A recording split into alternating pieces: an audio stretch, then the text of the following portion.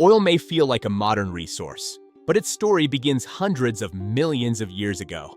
The formation of oil is one of the longest and most fascinating natural processes on Earth, involving sunlight, microscopic life, geology, pressure, and time on an almost unimaginable scale.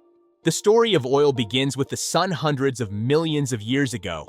Earth's oceans were filled with microscopic plants and organisms, such as algae and plankton. These organisms used photosynthesis to capture sunlight and convert carbon dioxide and water into organic matter. This process stored solar energy inside chemical bonds.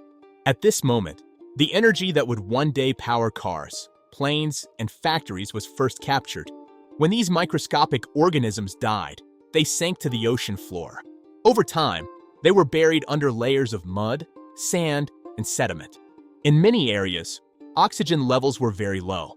This lack of oxygen was crucial because it prevented the organic material from fully decomposing. Instead of rotting away, it was preserved.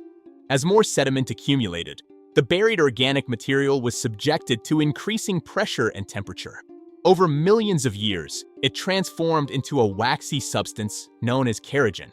Kerogen is the intermediate material between dead organisms and oil.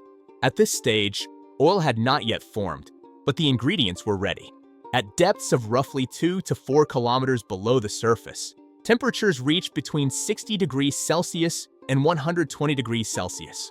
This range is known as the oil window.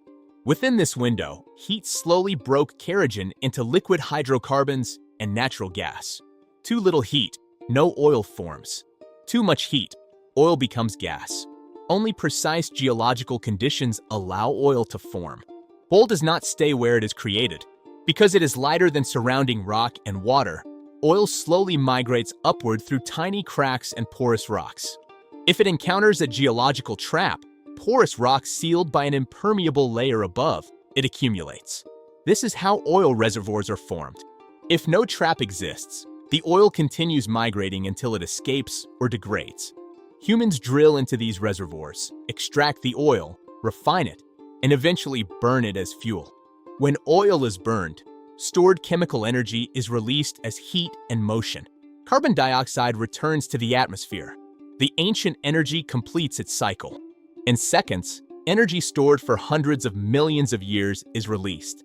Oil is often described as stored solar energy because the original energy source was sunlight. Photosynthesis captured that energy.